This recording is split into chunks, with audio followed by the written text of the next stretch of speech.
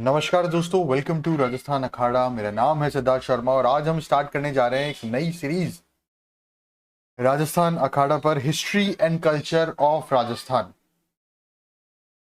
History and culture of Rajasthan एक important subject है RS prelims और आरएस मेंस के सिलेबस में, जो कि हम कवर करेंगे।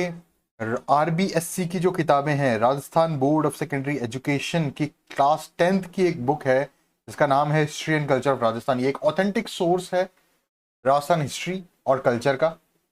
इसमें इन डेप्थ दिया हुआ है राजस्थान के इंट्रोडक्शन के बारे में, विभिन्न किंग्स वगैरह के बारे में, किंगडम्स के बारे में, मेवाड़ डायनेस्टी, राणा रावल, हर चीज, चाहे वो लोग देवता हो, चाहे वो किले हो, गढ़ हो, हर चीज दी हुई है history and culture of Rajasthan में।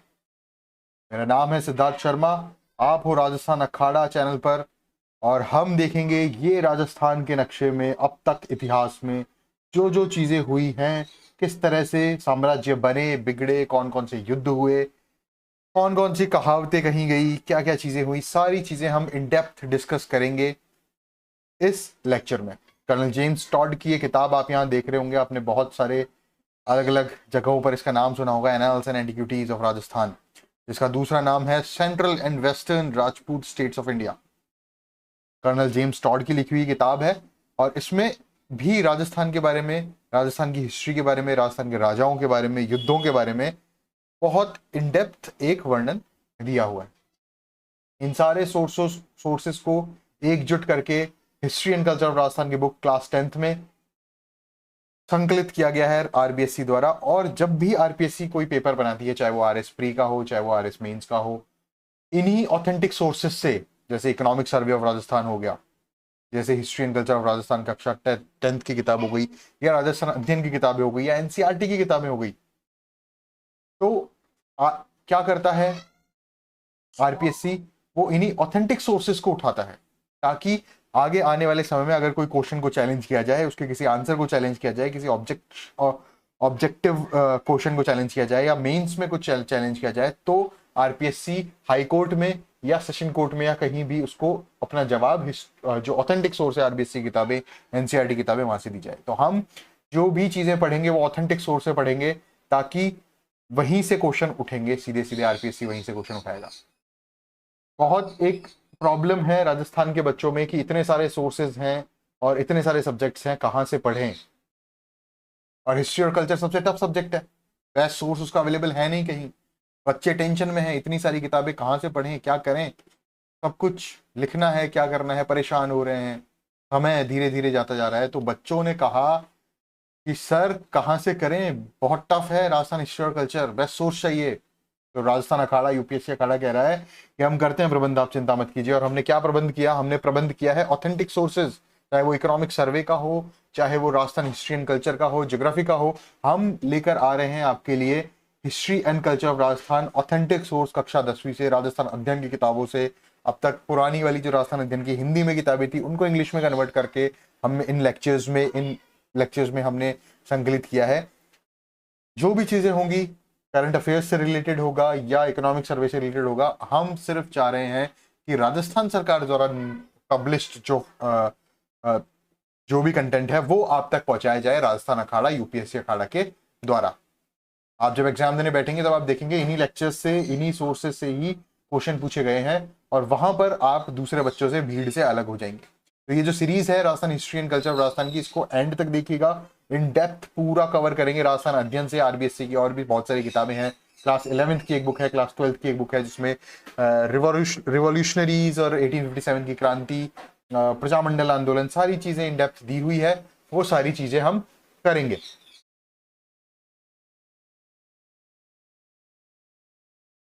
राजस्थान में एक राजा हुए अमीर, जिनके बारे में एक कहावत बहुत ज्यादा प्रसिद्ध है, मैं यहाँ पर कोट करना चाहूंगा। सिंह सुवन सतपुरुष वचन, कदली फले एक बार, तिरिया तेल हमीर हट, चढ़े न दूजी बार। सिंह एक बार ही संतान को जन्म देता है, सच्चे लोग बात को एक बार ही कहते हैं, केला केवल एक बार ही फलता है। अर्थात ये जो सब हो रहा है, आरएस प्री का एग्जाम, आरएस मीन्स का एग्जाम, ये जो वैकेंसीज आई हैं, ये जो लेक्चर आप सामने देख रहे हैं, ये सब कुछ एक बार ही होगा, दोबारा आपको चांस नहीं मिलेगा। ये जो समय बीत रहा है ये दोबारा चांस नहीं मिलेगा।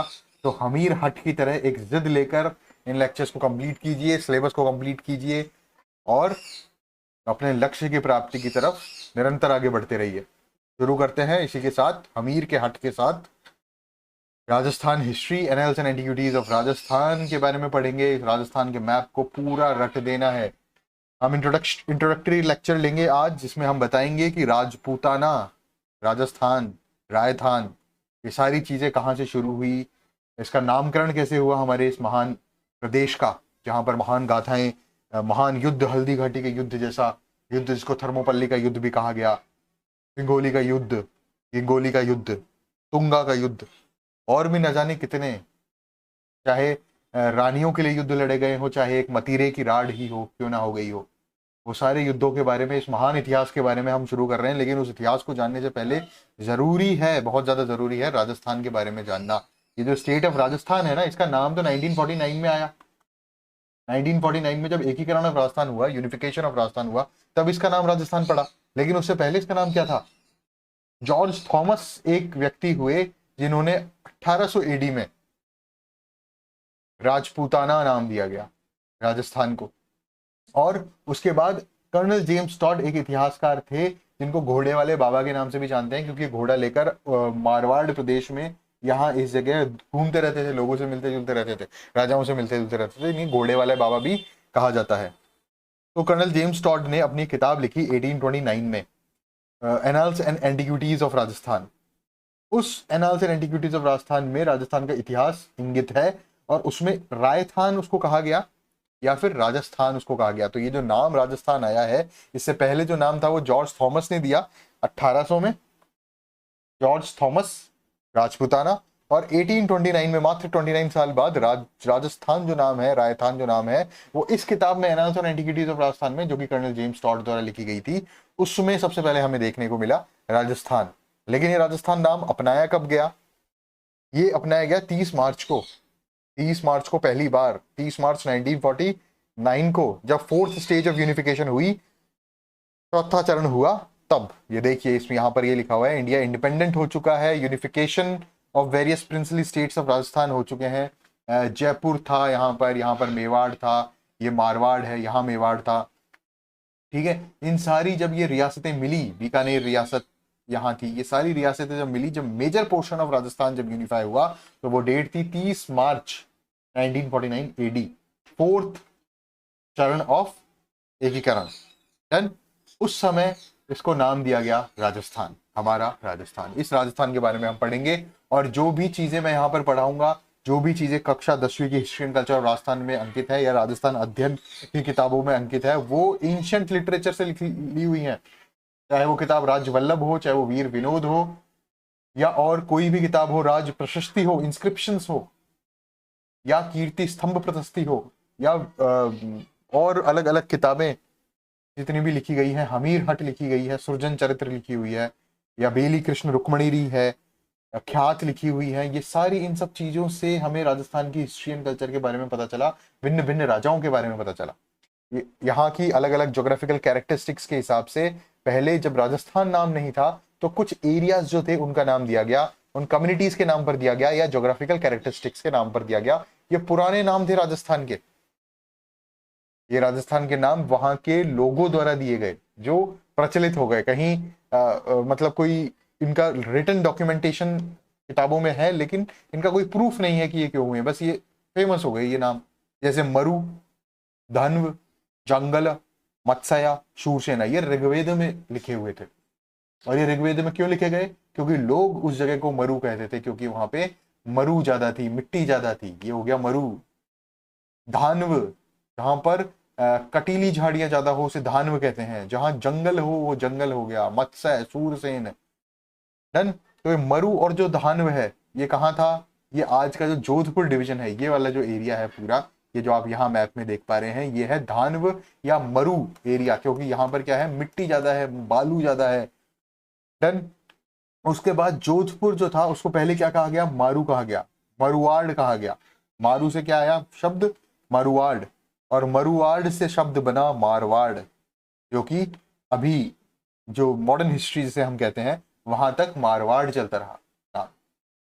शुरू कहां से हुआ ये? मरु से, मरु के बाद मरुवाड़, और मरुवाड़ के बाद मारवाड़, और फिर एक राजा हुए जोधा, तो उन जोध सिंह, ठीक है। तो वो जो जोधपुर बसाया उन्होंने, उस जोधपुर का नाम फिर अभी मॉडर्न हिस्ट्री में अंकित हो गया, लेकिन जोधपुर से पहले नाम था मारवाड़, मारवाड़ नाम पड़ा गया था मरुवाड़ से, और मरुवाड़ का नाम जो था वो मरु प्रदेश, जहां पर मरु ज्यादा होती है, बालू ज्यादा होती है, मिट्टी ज्यादा होती है, ठीक है। फिर एक दूसरा नाम हम यहाँ देखते हैं, जांगल, जांगल प्रदेश। जांगल प्रदेश कौन सा है? जांगल प्रदेश है वह प्रदेश जो टॉप ऑफ द राजस्थान, बिल्कुल नॉर्थ में पाया जाता है। ये है जांगल प्रदेश, जो आज का बीकानेर, श्री गंगानगर का एरिया जो कवर करता है। यहाँ श्री गंगानगर, हनुमानगढ़, डन, चूरू का भी थोड़ा बहुत एरिया आता है, बीकानेर का एरिया आता है, अनूपगढ़ का एरिया आता है। ये पूरा पहले क्या कहलाता था? जांगल प्रदेश कहलाता था, क्योंकि यहाँ पर शमी हुआ करती थी, यहाँ पे कैर हुआ करता था, यहाँ पीलू नाम की घास उगती थी, और ये इनके साइंटिफिक नेम्स हैं।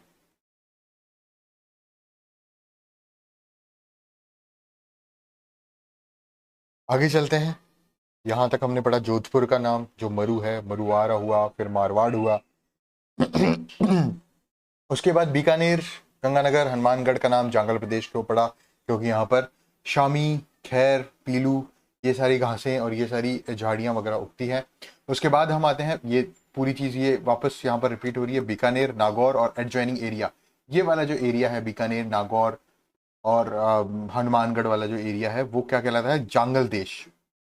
डन। फिर आते हैं मत्स्य प्रदेश पर। मत्स्य प्रदेश कौन सा है? ये जो प्रदेश है यहाँ पर अलवर के आसपास का जो एरिया है, मेवात के जस्ट पास वाला एरिया, ये क्या कहलाता है? मत्स्य प्रदेश, मत्स्य किंगडम। और ये मत्स्य किंगडम आपने पहले कहाँ सुना है? महाभारत में। महाभारत में राजा विराट हुआ करते थे। इसकी कैपिटल, जो मत्स्य प्रदेश की कैपिटल थी, वो विराट नगर थी, राजा विराट के नाम से। और पांडव जो है वो यहाँ पर रुके थे माइथोलॉजिकल उसके हिसाब से, ठीक है। और ये जो था ये जयपुर तक फैला हुआ था। ये जयपुर यहाँ पर है, और जयपुर का पूरा नाम था ढूंढाड़, ये जो कि ढूंढाड़ यहाँ पर लिखा हुआ है। Extended over parts of Jaipur, Alwar and Bharatpur, it's capital was Viratnagar. Alwar और भरतपुर के कुछ एरिया जो थे वो किसमें किसमें लगते हैं? मत्स्य प्रदेश में। उसके बाद हम आगे आते हैं, parts of Bharatpur, adjoining Mathura, some parts of Dholpur, Karauli. ये वाला जो एरिया है, ये वाला जो एरिया है जो मथुरा और यूपी से मिलता जुलता है, जहाँ धौलपुर आता है, करौली आता है, भरतपुर आता है। भरतपुर एडजॉइनिंग मथुरा, धौलपुर, करौली, उसको क्या कहते थे हम? सूरसेन। सूरसेन किंगडम था, ये एंशिएंट किंगडम था, और ये भी महाभारत में हमें इसका उल्लेख देखने को मिलता है। तो महाभारत में कौन कौन से किंगडम की उल्लेख मिलता है? मत्स्य प्रदेश का और सूरसेन किंगडम का। ये वाला जो एरिया है, ये एरिया हमें देखने को मिलता है महाभारत में। आगे चलते हैं। आगे क्या हो रहा है कि जो ज्योग्राफिकल फीचर्स हैं उनको देखते हुए नामकरण हुआ है। ज्योग्राफिकल फीचर्स क्या? जैसे कहीं से भाई कोई नदी निकलती है, या कहीं से कोई पहाड़ है, या कोई हमेशा हरा भरा रहता है, तो दशहरा उसका नाम हो गया, दशहरी नाम हो गया, ऊपर माल नाम हो गया। डन। जहां पर मेव कम्युनिटी बहुत ज्यादा रहती है, उसका नाम मेवात हो गया। तो इस तरह से वहां की ज्योग्राफिकल फीचर्स जो थे, जो टेरेन था वहां का, उसको लेकर भी नाम दिए गए हैं। जैसे कि प्रतापगढ़ डिस्ट्रिक्ट, ये जो प्रतापगढ़ डिस्ट्रिक्ट है यहाँ पर जो पड़ रहा है, ये वाला जो डिस्ट्रिक्ट है, इसे क्या कहा जाता है? काठल प्रदेश कहा जाता है, काठल, ठीक है। क्योंकि यहाँ पर कौन सी नदी बहती है? माही नदी बहती है, जो कि मेहद झील से निकलती है और यूं आके और वापस यहाँ चली जाती है। ये जो है, ये माही नदी का उद्गम क्षेत्र जो है वो यहाँ है, मध्य प्रदेश में, मेहद झील पे। मैं आपको वापस समझाता हूँ, देखो यहाँ से ये मेहद झील है, मेहद झील से माही नदी निकलती है, प्रतापगढ़ में बहती है, और फिर यहाँ से वापस एक त्रिवेणी संगम यहाँ बनता है, माही, सोम, झाकम का, और वापस से ये कहाँ चली जाती है? एमपी में चली जाती है, जिसपे माही बजाज सागर डैम बना हुआ है। डन। तो ये क्या हुआ? इस माही के बहाव क्षेत्र जो आता है प्रतापगढ़ में, उसको कहा जाता है काठल, रिवर साइड टेरेन, जिसको इंग्लिश में क्या कहा जाता है? Because of its location on the काठा ऑफ द रिवर। ये जो है माही नदी के कांठ पे स्थित है, मतलब उसके किनारे स्थित है ये प्रदेश। कौन सा प्रदेश? प्रतापगढ़ डिस्ट्रिक्ट। तो उसे क्या कहा जाता था? कांठल कहा जाता था। डन। अब प्रतापगढ़ और बांसवाड़ा, ये आ गया प्रतापगढ़ और ये आ गया बांसवाड़ा। यहाँ पर इसके बीच में एक जगह थी जहां पर 56 गांव हुआ करते थे। कौन से कितने गांव थे? 56 गांव थे। कहां पर? प्रतापगढ़ और बांसवाड़ा के मिडिल पार्ट में। तो इस जगह को क्या कहा गया? 56 का मैदान। 56 का मैदान यहां पर कहा गया। डन। उसके बाद और आगे आते हैं अपन, भैंसरोड़गढ़ क्या है, चित्तौड़गढ़ का पार्ट जो हाड़ौती की तरफ आता है। यहाँ चित्तौड़गढ़ है और यहाँ से थोड़ा सा पार्ट यहाँ इसमें हाथोड़ी हाथोड़ी हाड़ौती प्रदेश में आता है। डन। तो इसे क्या कहते हैं हम, भैंसरोड़गढ़। अब भैंसरोड़गढ़ से बिजोलिया तक का जो टेरेन है वो एक प्लेटू है, एक पठार है, जिसको हम क्या कहते हैं, यहाँ पर लिखा हुआ है ये ऊपर माल कहा हुआ है, उसको क्या कहते हैं, ऊपर माल। वो ऊपरी धरती है, ऊपरी प्लेटू है, समतल प्लेटू है, समतल बिल्कुल फ्लैटलैंड। ठीक है, तो ये इसे क्या कहा जाता है, ऊपर माल, ऊपर माल। अब ये कहां से कहां तक है, भैंसरोड़गढ़, भैंसरोड़गढ़ और बिजोलिया, बिजोलिया। आप आगे पढ़ेंगे कि बिजोलिया जो है वो, बिजोलिया एक ऐसी जगह है जहां पर देश का सबसे पुराना और सबसे लंबा चलने वाला किसान आंदोलन, पीजेंट मूवमेंट हुआ था। ये हम बिजोलिया आंदोलन में पढ़ेंगे। तो बिजोलिया से लेकर के भैंसरोड़गढ़ तक का जो पार्ट है वो एक प्लेट्यू है जिसे हम कहते हैं ऊपर माल। अब भैंसरोड़गढ़ क्या है, दो सेठ हुए पुराने जमाने में, ठीक है, पहले के टाइम पर, और उनका नाम क्या था, भैंसा शाह। एक का नाम था भैंसा शाह और दूसरे का नाम था रोड़ाचरण। भैंसा शाह और रोड़ाचरण, इन दोनों ने मिलकर एक किले का निर्माण कराया जिसका नाम था भैंसरोड़गढ़ किला। जो हम आगे आने वाले चैप्टर्स, जो किलों का चैप्टर्स, हम गढ़ का चैप्टर्स पढ़ेंगे। राजस्थान में बहुत सारे किले हैं, उन चैप्टर्स में, उस चैप्टर में हम भैंसरोड़गढ़ को भी पढ़ेंगे, जो कि किसने बनाया था, भैंसा शाह और रोड़ाचरण, दो सेठ थे। तो ये इस जगह का नाम क्या पड़ गया, भैंसरोड़गढ़ पड़ गया। तो भैंसरोड़गढ़ से बिजोलिया तक का जो पठार है वो क्या कहलाता है, ऊपर माल कहलाता है। ऊपर माल कहां पर है, ये हाड़ौती के ऊपर जस्ट जो जगह है वो क्या कहलाती है, ऊपर माल। डन। इस स्लाइड में हमने क्या पढ़ा, पहली चीज पढ़ी काठल। काठल कहाँ आता है, काठ मतलब, काठल मतलब ऐसा स्थान जो किसी काठ पे हो, काठ मतलब किनारे हो, किनारे मतलब रिवर के किनारे हो। और रिवर कौन सी बहती है, माही नदी बहती है, जो कहां से निकलती है, मेहद झील से निकलती है। माही नदी कहां से निकलती है, मेहद झील एमपी से निकलती है, जो प्रतापगढ़ होते हुए, प्रतापगढ़ के पास में, प्रतापगढ़ चूंकि मेहद माही नदी के किनारे पर स्थित है तो उसको क्या कहा जाता है, काठल प्रदेश कहा जाता है। और वो एक त्रिवेणी संगम माही सोम झाकम से बना के वापस एमपी में चली जाती है, जहां पर बजाज सागर बांध स्थित है। प्रतापगढ़ के जस्ट पास, प्रतापगढ़ और बांसवाड़ा की बॉर्डर पर 56 गांवों की एक जगह है, जहां पर एक क्लस्टर है 56 गांवों का, उसे कहा जाता है 56 का मैदान। देन उसके बाद एक टेरेन है जो कि भैंसरोड़गढ़ से लेकर बिजोलिया तक है, जो कि एक प्लेटू है, जिसे क्या कहा जाता है, ऊपर माल कहा जाता है। डन। ठीक है, अब इसी टेरेन के आधार पर एक ये है, यहाँ मेवाड़ है, मेवाड़ के पास एक हिली टेरेन है, ठीक है, जिसे क्या कहा जाता है, गिरवा। अगर आप पहाड़ी से, हिली टेरेन है, हिली हिल से गिर गए आप तो क्या हो जाएंगे, आप गिरवा हो जाएंगे। तो यहाँ गिरवा की पहाड़ियां हैं, यहाँ इस तरफ गिरवा की पहाड़ियां।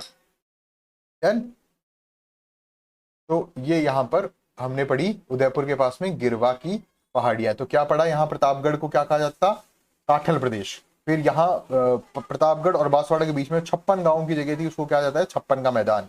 भैंसरोड़गढ़ से लेकर बिजोलिया तक जो जगह है उसको कहा जाता है ऊपर माल, वो एक पठार है। और मेवाड़ में जो पहाड़ी एरिया है, छोटी छोटी पहाड़ियां हैं, वहां पर मेवाड़ मतलब उदयपुर के पास में जो छोटी छोटी पहाड़ियां हैं उसको कहा जाता है गिरवा। अब इसके बाद ये छोटे छोटे और नाम हैं अलग अलग प्रदेशों के, इनके बारे में हम बात करेंगे। मांड, मांड एक जगह का नाम भी है और मांड एक प्रकार की राग का नाम भी है। मांड गायकी, अल्लाह जिलाई बाई ने मांड राग में क्या गाया था, केसरिया बालम पधारो हमारे देश। वो है जैसलमेर का जो इलाका है, बिल्कुल कोने का जो मध्य प्रदेश है, उसको क्या कहा जाता है, मांड कहा जाता है। फिर आता है जांगल प्रदेश। जांगल प्रदेश बीकानेर, नागौर, श्रीगंगानगर, हनुमानगढ़ का जो इलाका है उसे जांगल प्रदेश कहा जाता है। फिर आता है ढूंढाड़। ढूंढाड़ कहाँ पर है, जयपुर दौसा के आसपास का जो इलाका है उसे क्या कहा जाता है, ढूंढाड़ कहा जाता है। फिर आता है मेवात, जहां वो है वह एरिया जहां पर मेव कम्युनिटी बहुत ज्यादा रहती है, अलवर भरतपुर का, उसे कहा जाता है मेवात। फिर आता है पोखर।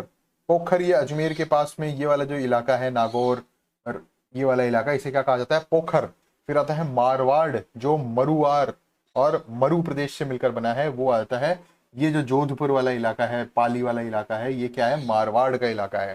फिर आता है मरु प्रदेश, और इधर जालौर, बाड़मेर और ये वाला जो इलाका है ये क्या कहलाता है, मरु प्रदेश कहलाता है मारवाड़ से। और जहाँ पर और ज्यादा मरु पाई जाती है, और ज्यादा रेगिस्तान पाया जाता है, वो है मरु प्रदेश। उसके बाद आता है राजसंबंध का इलाका, राजसंबंध और उसके पास पाली वाली, पाली का इलाका कहलाता है अडावली। अडावली, ये रहा अडावली।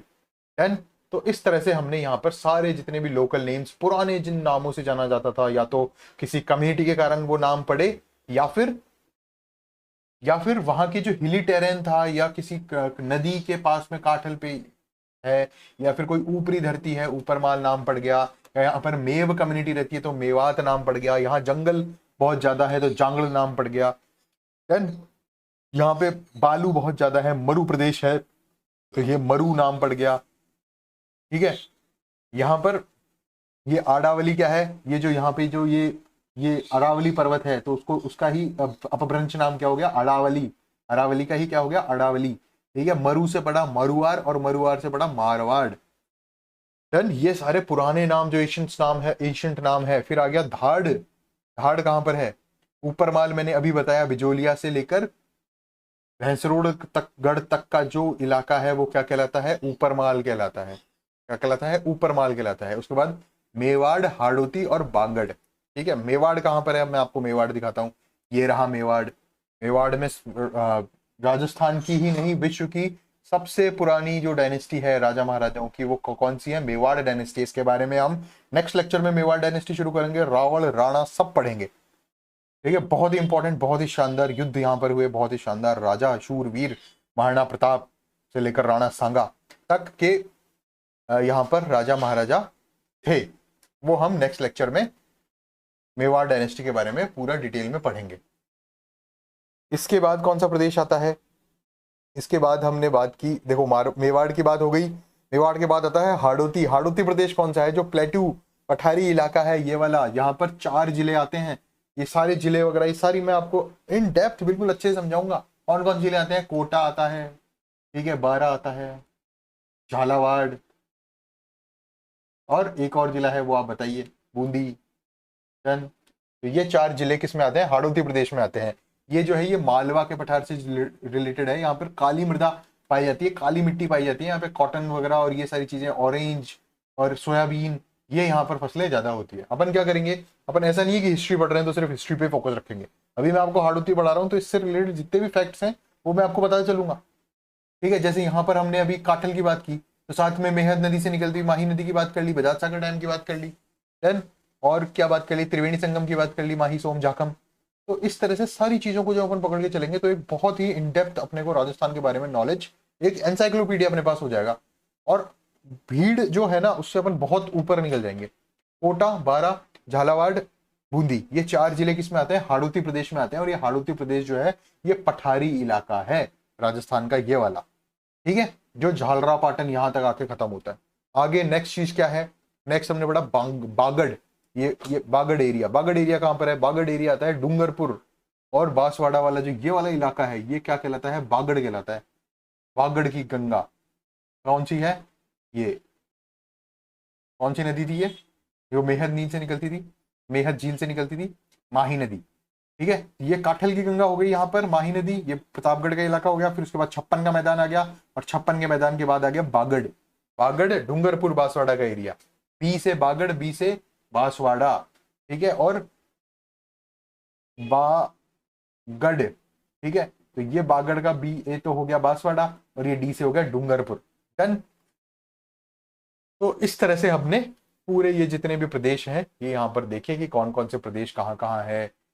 ऊपरमाल, दशहरी की बात की जाए, दशहरी नहीं पढ़ाया मैंने आपको, दशहरी भी दिखाते हैं। ऊपरमाल के जस्ट नीचे ये जो इलाका है ये क्या है, ये दशहरी है। देन हरा भरा सदैव जो हरा भरा रहता है इलाका वो क्या कहलाता है, दशहरी कहलाता है।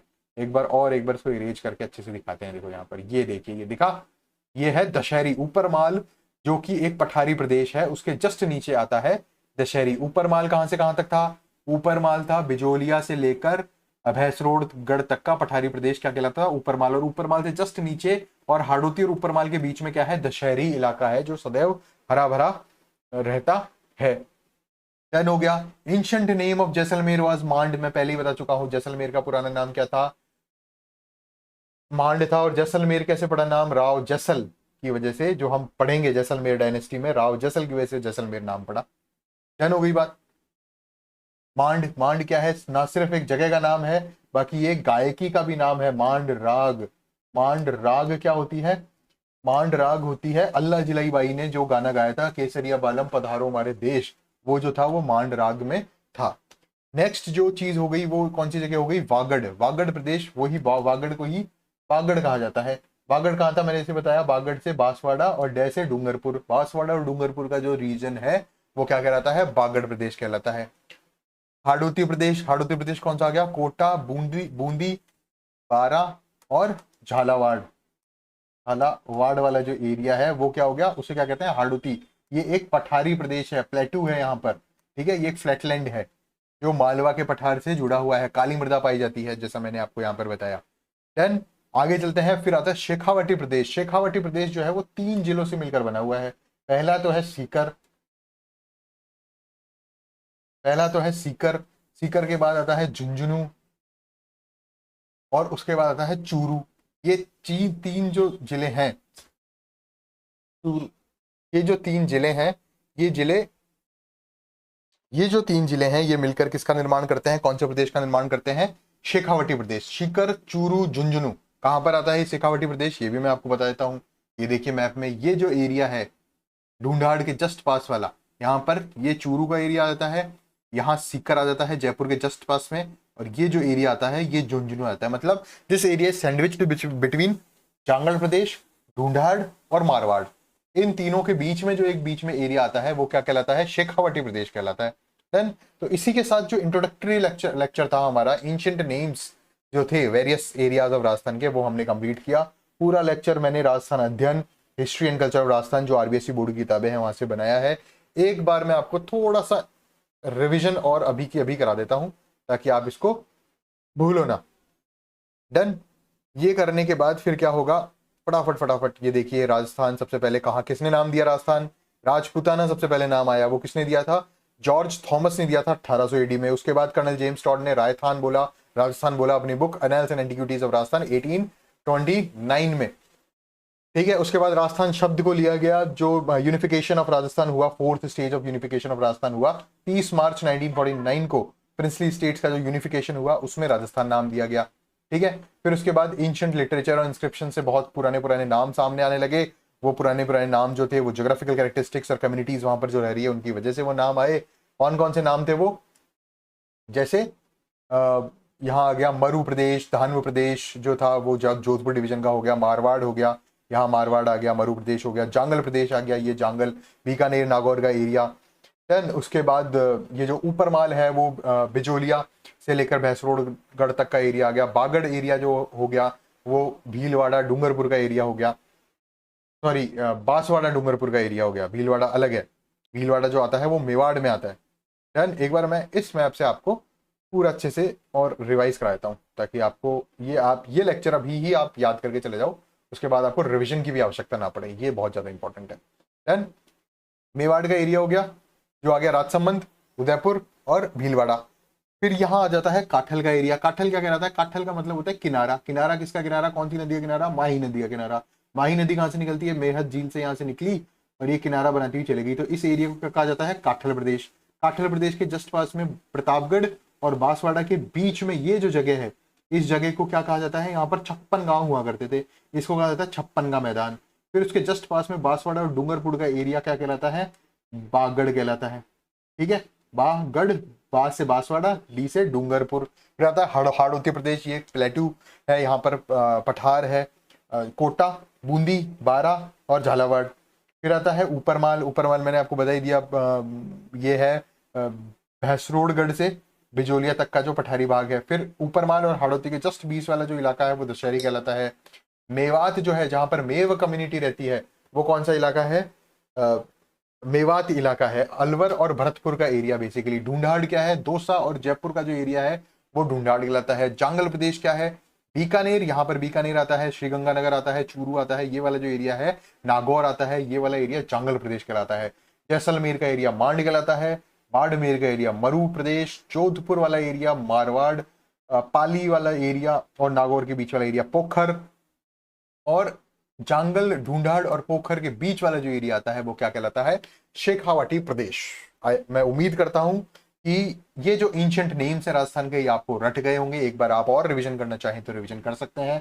नेक्स्ट लेक्चर में बहुत इंपॉर्टेंट लेक्चर लूंगा मैं रावल जितने भी थे, मेवाड़ डायनेस्टी शुरू करेंगे हम। और मेवाड़ डायनेस्टी का सबसे पहला जो डायनेस्टी का जो पार्ट हुआ, फर्स्ट फेज, वो रावल हुआ। सेकंड, उसके बाद रावल के बाद आया राणा। तो राणा हम बाद में पढ़ेंगे, पहले रावल कंप्लीट करेंगे, रावल रतन सिंह तक।